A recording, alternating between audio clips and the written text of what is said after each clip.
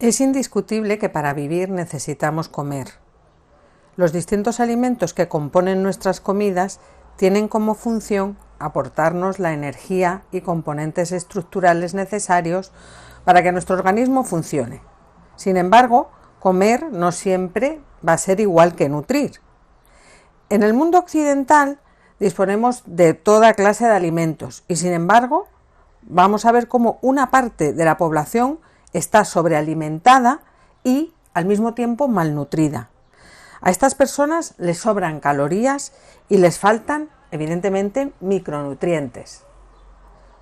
El concepto moderno de nutrición fue establecido por Lavoisier a mediados del siglo XVIII, demostrando que la alimentación respondía a un problema energético. Sin alimento, un organismo muere, al igual que un coche no puede funcionar sin gasolina. Pero además de proporcionarnos la energía necesaria, los alimentos deben aportarnos ciertas sustancias químicas que se llaman nutrientes. Estos nutrientes son liberados por los alimentos durante el proceso de la digestión y son los encargados de suministrar a nuestro organismo los materiales necesarios para la construcción, para el mantenimiento, para la renovación y para la reparación de todo nuestro cuerpo humano, así como también regular las distintas numerosas y diferentes reacciones químicas que se producen en nuestro organismo durante la realización de nuestras funciones vitales. En este proceso de la nutrición interviene no solamente, aunque sí principalmente, en lo que es el aparato digestivo, sino también tiene una vital importancia el aparato respiratorio, porque nos permite la captación del oxígeno necesario para todos los procesos metabólicos y también eliminamos el CO2 como producto de desecho, ¿no?, de todo este producto metabólico de la nutrición. El aparato circulatorio evidentemente también interviene porque transporta el oxígeno y también los productos metabólicos a todos los rincones del organismo, y el aparato excretor finalmente va a ser el encargado de expulsar los productos finales de desecho de todos los procesos metabólicos. El acto de comer o ingerir alimentos tiene como fin aportar al organismo las sustancias, es decir, los nutrientes que necesitamos para realizar todos y cada una de las funciones fisiológicas que son necesarias para vivir. En esto básicamente consiste la nutrición. Sin embargo, el concepto de alimentación va más allá de lo que es la nutrición. La alimentación es una actividad fundamental en nuestra vida y va a jugar un papel muy importante en la relación que el ser humano establece con su entorno. La característica esencial que distingue ambos procesos, es decir, lo que distingue la alimentación de la nutrición, es la voluntariedad, porque ambos conceptos están íntimamente relacionados, es decir, alimentación y nutrición son dos conceptos muy relacionados, pero conservan connotaciones particulares, ya que la alimentación, por ejemplo, es un proceso voluntario mediante el cual elegimos los alimentos y la forma que vamos a consumirnos, según apetencia, según los hábitos, según el clima, etc. La nutrición, por su contra o enfrente de la alimentación, es un proceso totalmente involuntario. Nosotros vamos a nutrirnos aunque no queramos. Cuando ingerimos un alimento, este se va a descomponer en nutrientes y entonces la nutrición es totalmente involuntaria. Así como la alimentación sí que podemos nosotros decidir qué, cómo y cuándo comemos, la nutrición no. La nutrición es totalmente involuntaria. Por este proceso, los nutrientes y otras sustancias se van a incorporar al medio interno y van a cumplir las funciones energéticas, las plásticas o las reguladoras. solo hay una forma de nutrirse, mientras que hay muchas formas de alimentarse, ¿no? El proceso de la nutrición, por lo tanto, va a ser un conjunto de fenómenos químicos, fisiológicos y bioquímicos cuyo resultado final es el aprovechamiento de los nutrientes por nuestro organismo, ya sea mediante su transformación en elementos más simples, con la consiguiente producción de energía y la eliminación de las sustancias de desecho, o bien mediante su incorporación como elemento estructural del organismo o como elemento de reserva. La alimentación humana no es simplemente un proceso químico o biológico, porque tiene también un gran componente cultural. Es un fenómeno mucho más complejo en el que intervienen muchos otros aspectos. Desde el punto de vista estrictamente biológico, podemos definir al alimento como toda sustancia que, no siendo tóxica, puede reponer partes sólidas o líquidas de nuestro organismo y satisfacer necesidades de materia, calor o energía mecánica, que no tienen nada que ver con la apetencia, con la cultura o con otras circunstancias relacionadas con el proceso de la alimentación, ¿vale? Sino que cualquier sustancia capaz de nutrirnos no siendo tóxica puede ser considerado un alimento. La respuesta alimentaria del individuo frente a un estímulo no es simplemente un acto reflejo, está cargada de significado y hay una serie de variables que influyen en lo que se denomina conducta alimentaria. Para nutrirnos basta que el alimento sea adecuado desde el punto de vista fisiológico, como hemos visto antes, ¿no?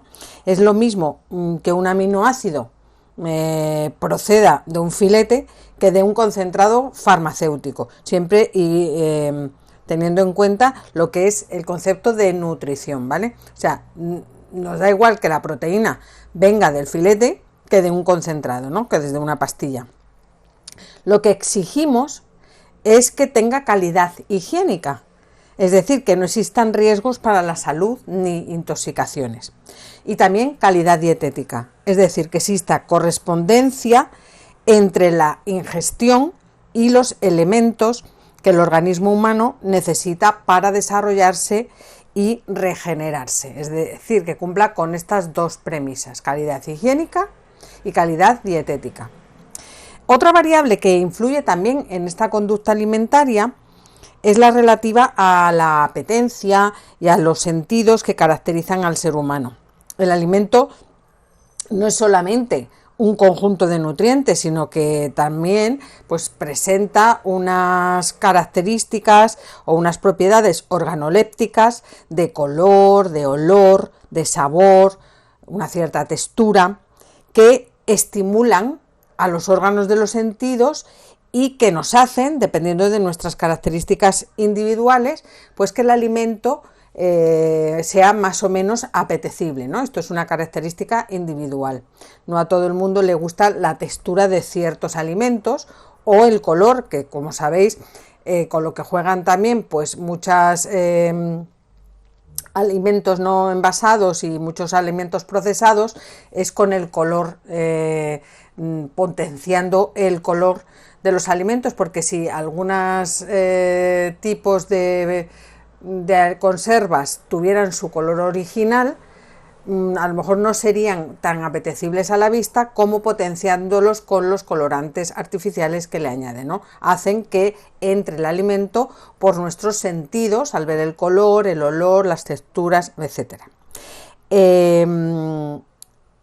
Desde este punto de vista, ¿no? Pues ya no es indiferente la procedencia de los nutrientes, es decir, por ejemplo, que la proteína que nos vamos a tomar pues provenga del filete o del pescado o de la carne o bien, como decíamos, de este concentrado, ¿no? De proteínas. También nos puede resultar más o menos agradable, o si nos gusta más la carne que el pescado, pues ya no estamos influenciados por la procedencia precisamente de esta proteína. La última variable también es la que identifica al ser humano como un ser social.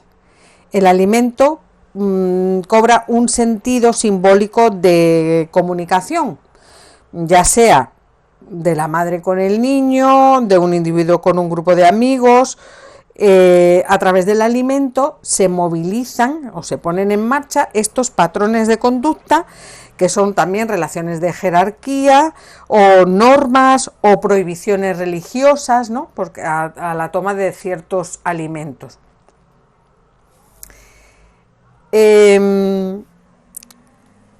Alimentación y nutrición hemos visto que son dos procesos que son inseparables, pero en el ser humano la alimentación va mucho más allá del simple hecho de ingerir alimentos. Está cargada, como sabéis, de ritos, símbolos, hay alimentos premio, alimentos castigo, de fiesta, de diario, de clases modestas o de otras más acomodadas, ¿no? Hay alimentos que no están al alcance de todos ni en todo momento. Hay una serie de factores que influyen en la conducta alimentaria y estos van a ser los siguientes.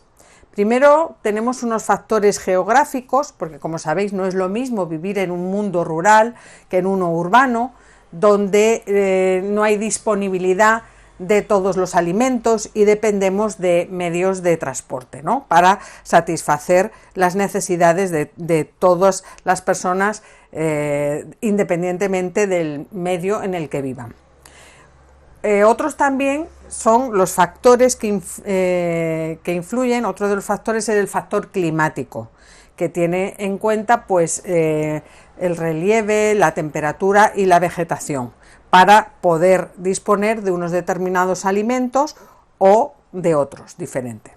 Los factores sociales como la economía, la tecnología y la organización social también influyen de manera importante en la conducta alimentaria, así como los factores que son los factores individuales, ya sean psicológicos, afectivos, de educación o de economía. Indudablemente este último es un factor principal, como hemos dicho, para poder adquisitivo, para poder acceder a cualquier tipo de alimento. Y luego ya por último pues tenemos estos factores culturales, de creencias, de costumbres, también muy influenciados, estos factores culturales, por la publicidad que nos hace apetecibles determinados alimentos en frente de otros. Los nutrientes presentes en los alimentos pertenecen a categorías químicas y biológicas muy variadas.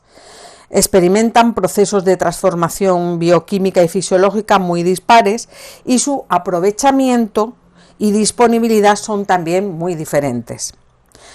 Con objeto de simplificar esta diversidad, se suele utilizar una clasificación muy sencilla, que lo vamos a ver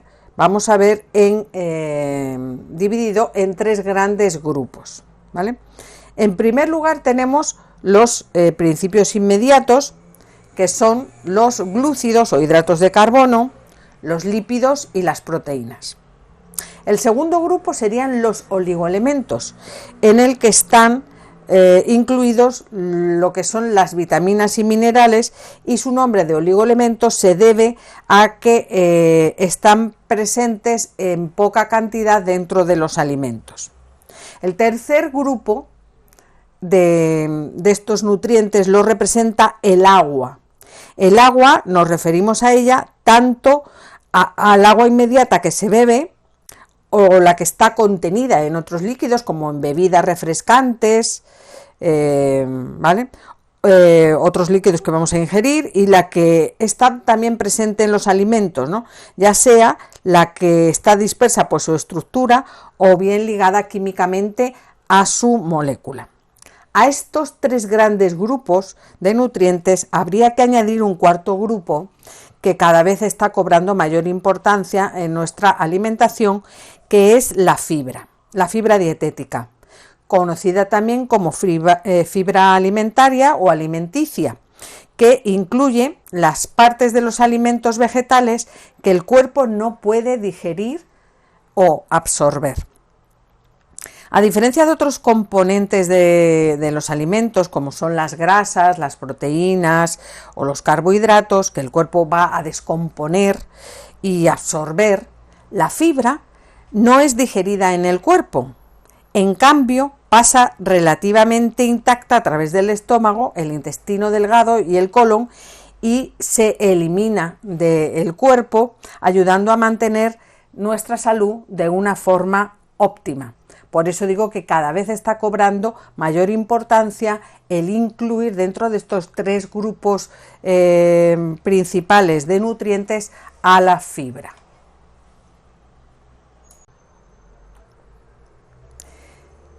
Los nutrientes contenidos en los alimentos deben satisfacer una serie de necesidades dentro de nuestro organismo.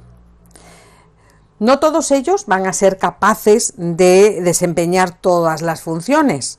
Por ello se requiere de una alimentación lo más variada posible, lo más variada y lo más completa, ¿no?, posible, para que podamos aprovechar todos los nutrientes y cada uno de ellos está destinado a una función determinada.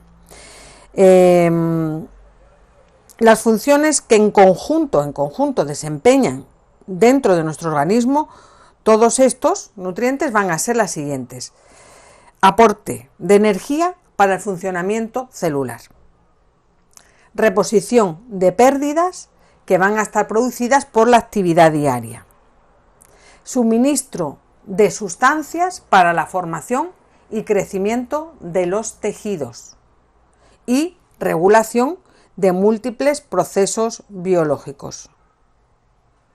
Energía, por lo tanto, estructura y plasticidad.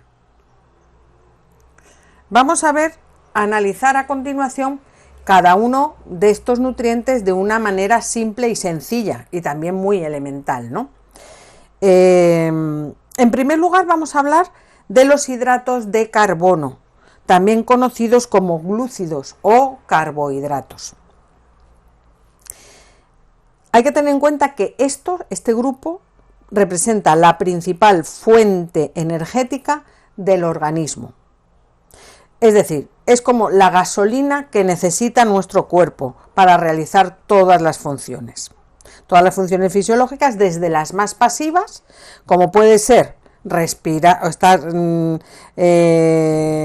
pasivas o automáticas, ¿no?, como puede ser respirar, que nuestro cuerpo funcione, puede estar las que estamos durmiendo, las que estamos pensando, leyendo, la energía que se gasta en esos procesos tanto intelectuales como físicos, ¿no?, haciendo más ejercicio, toda la energía que se necesita para mantenerse vivo. La principal fuente de energía, lo que es el mantenimiento de la vida, la representa, la fuente de energía, los glúcidos, carbohidratos o hidratos de carbono. Hay que tener en cuenta que 1 gramo de hidratos de carbono produce 4 kilocalorías. Y estos glúcidos básicamente los podemos clasificar en 2 grupos. Por un lado están los hidratos de carbono sencillos, también denominados azúcares simples, y los denominados complejos o polisacáridos, o también conocidos como almidones. Los simples tienen una estructura sencilla. Están representados por 1 o 2 azúcares, es decir, por eso se conocen como monosacáridos o disacáridos. Casi no necesitan digestión, puesto que ya están descompuestos en básicamente las unidades funcionales, ¿no? Pasan a la sangre de forma muy rápida y como por ejemplo tenemos pues la glucosa, la galactosa, la fructosa y también formas como la sacarosa, la lactosa o la maltosa. Los complejos son estructuras formadas por cadenas de hidratos de carbono simples, son más largas, evidentemente, su digestión es muy lenta y pasan a la sangre de forma más gradual. Como ejemplo tenemos pues el almidón que está contenido pues en el arroz o en las pastas. Los hidratos de carbono simples, los que se absorben rápidamente en nuestro organismo, son por ejemplo la miel, el azúcar o los dulces. Los hidratos de carbono complejos se descomponen mucho más lentamente en glucosa, nos dan energía progresivamente a lo largo de todo el día y son los cereales, la patata, las legumbres, la verdura o la fruta. Los hidratos de carbono nos deben aportar entre un 50 y un 60% de la energía total consumida diariamente. Y esto hay que tenerlo en cuenta a la hora de hacer una dieta equilibrada, ¿no?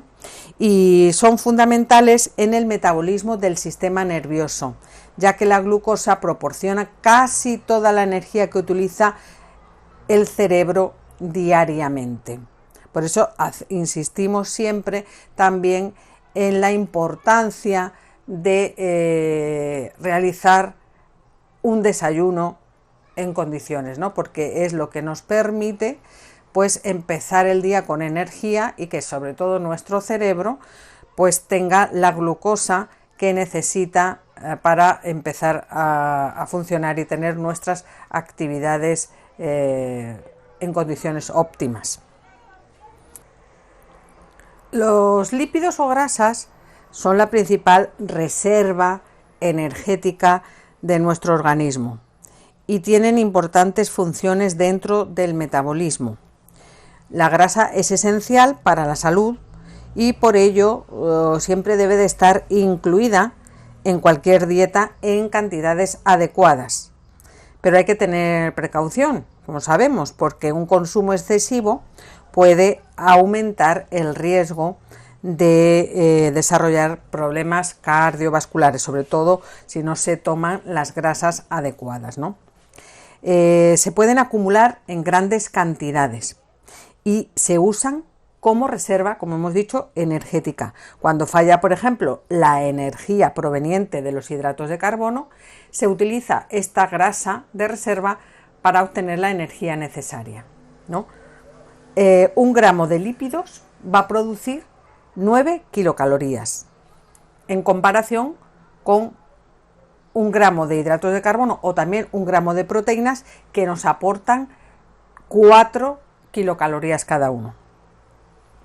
Los lípidos son un grupo muy heterogéneo de compuestos orgánicos que van a estar formados principalmente por carbono, hidrógeno y oxígeno y pueden contener en ocasiones otros elementos como el azufre, el nitrógeno o el fósforo.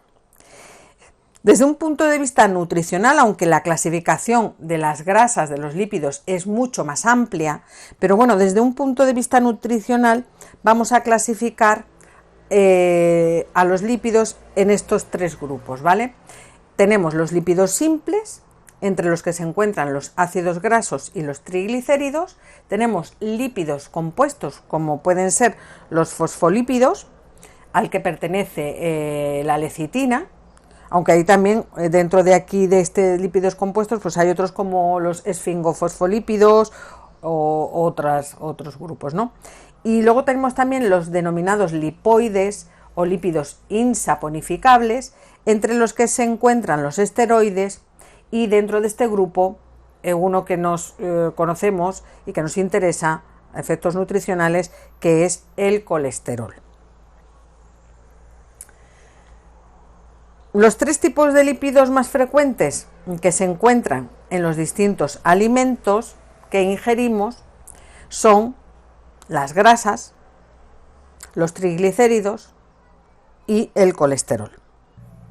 Aquí tenemos que hacer una distinción entre lo que son las grasas saturadas y las grasas insaturadas, porque no todas las grasas son malas, hay algunas grasas que son beneficiosas para nuestra salud. Son por eso necesarias, ¿no? Las grasas saturadas, estas son las que son sólidas a temperatura ambiente y son las que se consideran las grasas malas, ¿no? Ya que cuando se consumen en exceso, pues pueden incrementar el riesgo de padecer enfermedades cardiovasculares. La mayoría de las grasas saturadas provienen de alimentos de origen animal, como son las carnes rojas o derivados de los productos lácteos como la mantequilla, pero también hay alimentos vegetales que tienen importante componente en ácidos grasos saturados, y estos son los aceites vegetales de coco y palma, ¿no?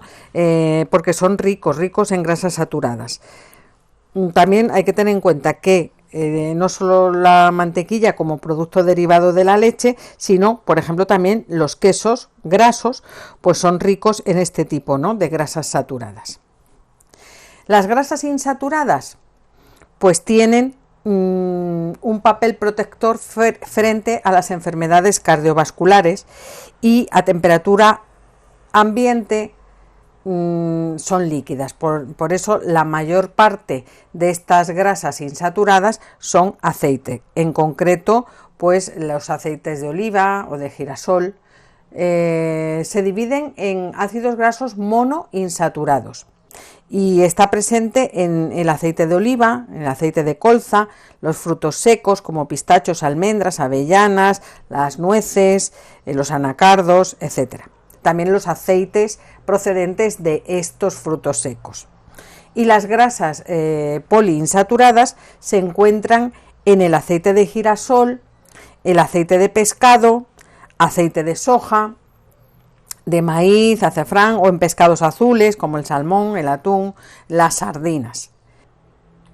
A su vez, las grasas poliinsaturadas se subdividen en distintos tipos, destacando por sus propiedades dos clases.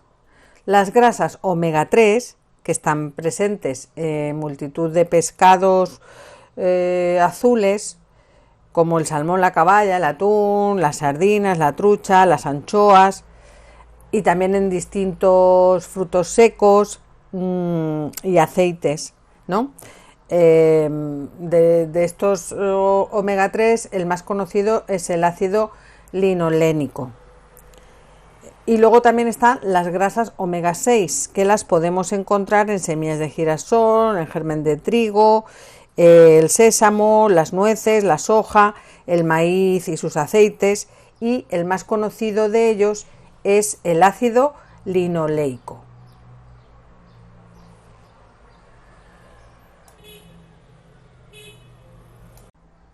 Estos dos ácidos grasos, el ácido linoleico y el ácido linolénico, se conocen con el nombre de ácidos grasos esenciales, y reciben este nombre precisamente porque no pueden ser sintetizados en el organismo humano y necesitan ser aportados con la dieta, porque son imprescindibles para las funciones fisiológicas de nuestro organismo.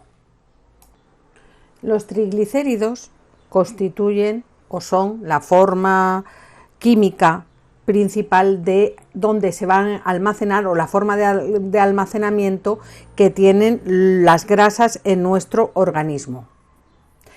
Y los triglicéridos están están formados por la unión del glicerol con 3 ácidos grasos, por eso constituyen una forma de reserva de energía. Estos ácidos grasos que están unidos a los triglicéridos pueden ser ácidos grasos saturados o ácidos grasos insaturados. Ya hemos visto que un desequilibrio de ácidos grasos saturados que estén en exceso frente a unos ácidos grasos que sean poliinsaturados que estén en defecto hacen que aumente el riesgo de padecer enfermedades cardiovasculares. Por eso, en una dieta habrá que tener en cuenta que el porcentaje de grasa que haya en nuestra alimentación sea siempre a favor de la existencia de estos ácidos grasos o de estas grasas insaturadas o poliinsaturadas. Para que una dieta sea equilibrada, debe existir un aporte lipídico que no supere el 30 o el 35% del total de kilocalorías al día, ¿no? de este grupo de lípidos. Y hay que procurar que menos del 10% sean saturadas. 15-20%, entre el 15 y el 20% deberían de ser monoinsaturadas y entre el 7 y el 8% poliinsaturadas. Hay que evitar, por lo tanto, pues cocinar, por ejemplo, con mantequilla, con margarina u otras grasas de origen animal y utilizando prioritariamente el aceite de oliva. Antes de terminar con este grupo de las grasas, me gustaría hablar un poco brevemente del colesterol. El colesterol es una grasa, concretamente es un esterol, que proviene solamente de alimentos de origen animal. En los vegetales hay otro tipo de esteroles, que son los fitoesteroles, que son importantes también, pero que no tienen nada que ver con el colesterol, que, como digo, tiene su origen solamente en alimentos animales. El colesterol es muy importante para ciertas funciones biológicas en nuestro organismo. Por ejemplo, es un precursor de las hormonas esteroideas, o también forma parte de un precursor de la vitamina D. O forma parte también de estructuras celulares, como es parte de la membrana de las células. Hay dos tipos de origen del colesterol, ¿no? Uno es que es sintetizado por nuestro propio organismo y otro es el colesterol que proviene de los alimentos. Los valores excesivamente altos de colesterol se han relacionado directamente con la enfermedad arteriosclerótica, porque produce un acúmulo de placas que se llaman placas de ateroma en el interior de las arterias, que va a producir diferentes manifestaciones cardiovasculares, ¿no? Como por ejemplo puede ser el infarto, ¿no? Infarto de miocardio. Hay que tratar siempre, hay que evitar tener cifras elevadas de colesterol y que se mantengan los rangos dentro de los niveles saludables. Como ya os he dicho, el colesterol es una sustancia, una grasa que es imprescindible para nuestro funcionamiento correcto del organismo. Y tener en cuenta que todos los alimentos de origen animal, todos contienen colesterol. Hay algunos que lo tienen en concentraciones más elevadas, como pueden ser las vísceras, y otros que pueden tenerla más bajas, como puede ser la leche. La leche entera tiene poca concentración de colesterol.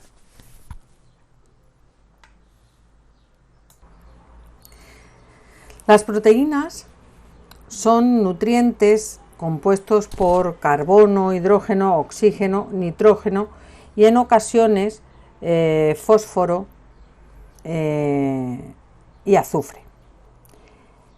Van a constituir un elemento básico en la organización y funcionamiento de los tejidos. Van a estar constituidas por unas unidades que son indispensables para la vida, que se llaman aminoácidos, de los que existen 20 tipos diferentes, que se comportan de manera similar a las letras de un alfabeto, pudiéndose unir y formar unas palabras, que estas palabras son las proteínas, cuyo tamaño pues puede rondar cantidades como de 40 o 50 letras, ¿no? Que son los aminoácidos. Habitualmente pueden haber mucho más largas, ¿no? Cadenas de proteínas muy largas. De los 20 aminoácidos existentes, 9 son los denominados esenciales, que no los puede producir el cuerpo y deben provenir de los alimentos ingeridos. Las proteínas se distribuyen tanto en el reino animal como en el reino vegetal. Y las más completas, las que tienen un alto valor biológico, son las que se encuentran en la clara del huevo y en la leche. Las carnes, las vísceras y los pescados y las aves también son fuente de proteínas de alta calidad. Las proteínas vegetales, por el contrario, suelen ser deficitarias en uno o varios aminoácidos, lo que las hace menos aprovechables y por eso se consideran proteínas con bajo valor biológico. Un gramo de proteína produce 4 kilocalorías, como veíamos que lo producían también un gramo de hidratos de carbono frente a los 9 que producen las grasas. A pesar de que las proteínas procedentes de vegetal, ¿no?, de los vegetales, tienen un bajo valor biológico, las proteínas tienen la propiedad de poder de complementarse, es decir, cuando ingiero al mismo tiempo productos con diferentes aminoácidos limitantes, las deficiencias de uno van a ser compensadas por las del otro, resultando finalmente pues un aumento del valor biológico y de la calidad de la proteína y una mejora también en la actitud para el consumo humano. Por ejemplo, tomando cereales que son deficitarios en lisina, si los tomamos con legumbres que son deficitarios en metionina, pues se obtiene una proteína de alto valor biológico. Por eso, pues platos como lentejas con arroz, los garbanzos con fideo o los pasta e fagioli italianos, pues son componentes vegetarianos, ¿no? Porque no tienen componente ningún origen animal, pero son combinaciones proteicas de alto valor biológico, por la fusión precisamente de dos alimentos con bajo valor biológico. Una de las principales funciones que tienen las proteínas es la de formar y reparar las estructuras de nuestros tejidos, pero también van a tener una función transportadora, defensiva, contráctil o energética. Las proteínas en realidad tienen múltiples funciones dentro de nuestro organismo. Por eso es importante tener un alto contenido en proteínas en nuestra alimentación. Para que una dieta sea lo más equilibrada posible, debe aportarnos entre un 12 y un 15% de la energía total que tomamos en los alimentos, ¿no? Las recomendaciones nutricionales, evidentemente, deben responder a las necesidades y a la edad de cada individuo. Concretamente, en el grupo este de las proteínas es importante pues valorar si se está, en qué edad estamos, si es la edad, en la niñez, en la adolescencia, en la edad adulta o madura, pues las necesidades evidentemente de proteínas por la reestructuración de los tejidos, por la de reparar, por la de formar, pues no son tan necesarias en unas edades frente a otras que realmente lo son. Por lo tanto, este aporte que decimos, esta recomendación entre el 12 y el 15% de la energía total deberá de estar en relación con las necesidades y la edad de cada individuo. Los minerales forman un grupo de sustancias inorgánicas que, disueltas en el agua, forman sales minerales y se convierten en iones o electrolitos y le dan a nuestro cuerpo el equilibrio necesario para mantener el estado saludable. Según las cantidades necesarias para el correcto funcionamiento del organismo humano, los minerales podemos clasificarlos bien en macrominerales o en oligoelementos esenciales. Los macrominerales se llaman así porque se necesitan mayores cantidades, ¿no?, diarias de estos minerales que de los oligoelementos. Entonces, dentro de este grupo de los macro se encuentra, por ejemplo, el calcio, cuyas necesidades diarias recomendadas son de 800 miligramos, aunque aumentan hasta 1500 miligramos durante circunstancias especiales, como puede ser durante la adolescencia, durante el embarazo o la lactancia. También en las personas mayores se recomienda una ingesta mayor, que es normalmente de 1200 miligramos diarios de calcio. En este grupo de los macrominerales, aparte del calcio, pues también está el fósforo, el sodio, el potasio, el cloro, el magnesio y también el azufre. En el grupo de los oligoelementos esenciales, pues son el hierro, el cobre, el flúor, el cobalto, el zinc, manganeso, etc. Que a pesar de necesitarse, como digo, en cantidades más pequeñas, son imprescindibles, porque la deficiencia de uno de estos oligoelementos puede generar problemas para nuestra salud. De los 90 minerales más o menos conocidos relacionados con la alimentación, 26 son minerales esenciales para el ser humano.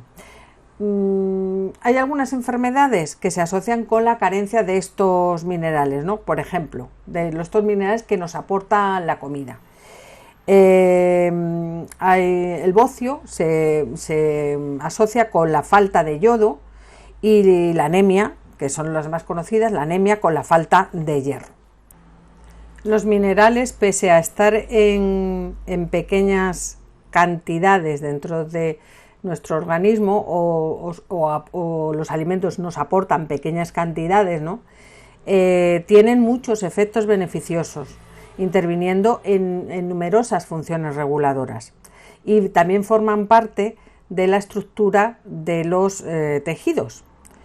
Por ejemplo, el hierro transporta el oxígeno en la sangre formando la hemoglobina. El calcio, el fósforo, el flúor y el magnesio pues dan solidez a lo que es nuestro esqueleto y forman parte también de los huesos y de los dientes. El sodio y el potasio regulan en la cantidad de líquido dentro del organismo y participan también en la síntesis de hormonas. Y el zinc, por ejemplo, es fundamental también para el crecimiento y para mantener el apetito, ¿no?, porque mantiene el sentido del gusto. Los lugares donde podemos encontrar los principales minerales pues van a ser, por ejemplo, el fósforo en la leche, el queso, el pescado, marisco, los frutos secos, los cereales también integrales. El sodio pues lo vamos a encontrar en la sal, en las anchoas, en las conservas. El magnesio pues en los cereales integrales, las legumbres, los frutos secos, también en las verduras de hoja verde. El yodo pues en algas, en los mariscos, en los pescados. También hay sal de mesa especialmente yodada, ¿no? El hierro pues lo encontramos en la yema del huevo, en lo que es la carne magra. Las vísceras, en las sardinas, también son ricas en hierro, también las verduras de hoja verde. Y el calcio también lo vamos a encontrar en la leche y en los derivados lácteos y en las sardinas, que son muy ricas en calcio, pero consumidas pues con las espinas. Por eso las conservas de sardinas son muy ricas, es un alimento que es muy rico en calcio. Como veis, bueno, pues lo mejor para obtener los minerales que van a ser tan necesarios para realizar muchas funciones metabólicas, lo más imprescindible para no tener ninguna carencia es realizar una alimentación lo más variada posible, ya que hay diferentes alimentos de los que podemos extraer pues los diferentes minerales que son esenciales para el desarrollo de nuestras funciones con nuestras funciones metabólicas. Bueno, con este grupo, con este grupo de nutrientes, que son los minerales, voy a finalizar este primer tema, y en el segundo tema continuaremos, para no hacer excesivamente largo los contenidos de cada tema. Creo que entre 45 y 50 minutos está bien para fijar la atención en los conceptos que quiero que tengáis, ¿no? Los conceptos elementales. Ya en el siguiente tema pues terminaré con lo que son los grupos de estos nutrientes esenciales, ¿no? Como son, nos quedan las vitaminas, nos queda hablar del agua y nos queda también hablar de lo que es la fibra alimentaria. Pues espero que os haya gustado y nos vemos en el siguiente vídeo. Muchas gracias.